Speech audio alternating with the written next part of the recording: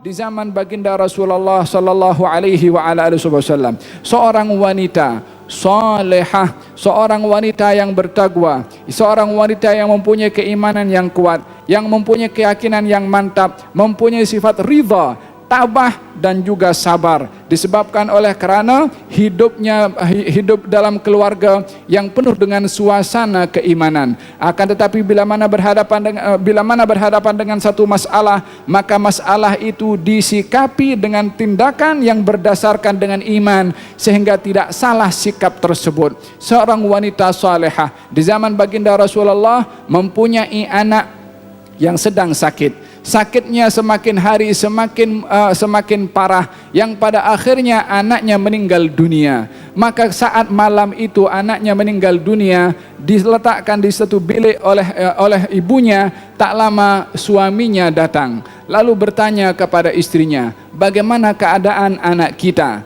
Kata istrinya mengatakan, anak kita lebih tentram daripada sebelumnya. Tidak diberitahu kalau meninggal dunia, tidak diberitahu kalau sudah wafat, dan dalam keadaan sabar dan dalam keadaan tabah. Tidak dinampak kesedihan, bukan tidak bersedih. Siapa yang tidak bersedih bila mana ditinggal oleh ahli keluarga yang tersayang? Akan tetapi kesedihannya itu ditutup oleh kerana ingin dapat ditunjukkan bagaimana sikap ridha dengan ketentuan Allah Subhanahu wa taala. Suaminya bertanya, bagaimana keadaan anak kita? Katanya berada dalam keadaan yang lebih tentram dan lebih tenang daripada sebelumnya. Maka suaminya dihidangkan makanan, masih sempat masak, menyediakan hidangan makanan untuk suaminya sebagai tanda bagaimana menjalankan hak yang berat ditetapkan di dalam syarat dalam kehidupan rumah tangga.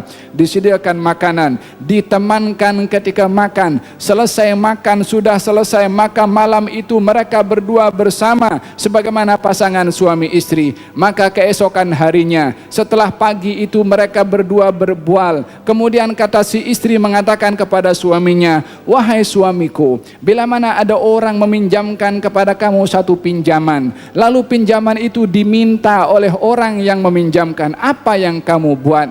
Katanya, kita mesti kembalikan pinjaman itu kepada tuan empunya barang, sebab itu haknya. Kata istrinya mengatakan, kalau begitu hendaklah engkau ridha dengan pinjaman Allah kepada kita, dengan anak yang diberikan oleh Allah kepada kita. Itu pinjaman diambil balik oleh Allah Subhanahu wa taala, yakni meninggal dunia. Maka suaminya waktu itu agak gelisah dan juga dalam keadaan terkejut, sehingga tidak dapat mengawal kepada perasaannya dan merasa sedih dan juga marah kepada istrinya dengan tidak diberitahukan kejadian yang sudah berlaku semalam. Pagi baru diberitahukan. Maka suaminya datang kepada baginda Rasulullah sallallahu alaihi wa ala alihi wa sahbihi wasallam, melaporkan kepada baginda Rasulullah apa yang terjadi kepadanya. Kata baginda Rasulullah, adakah kamu bersama semalam? Kata dia mengatakan, benar wahai Rasulullah. Kata baginda Rasulullah, barakallahu fi lailatikuma,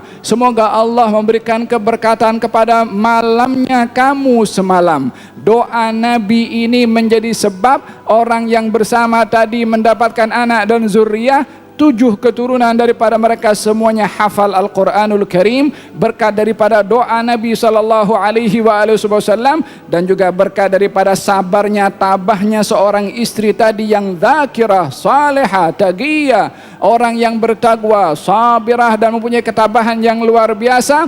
Yakni diterjemahkan imannya itu ketika berhadapan dengan masalah, berhadapan dengan musibah, sikap yang dipilih adalah sikap yang berdasarkan dengan iman. Ini adalah satu contoh yang terjadi di zaman baginda Rasulullah sallallahu alaihi wa ala alihi wasallam. Bagaimana seseorang bila mana menyikapi tindakannya dengan dasar iman, pastinya akan datang solusi dan jalan keluar daripada Allah Subhanahu wa taala.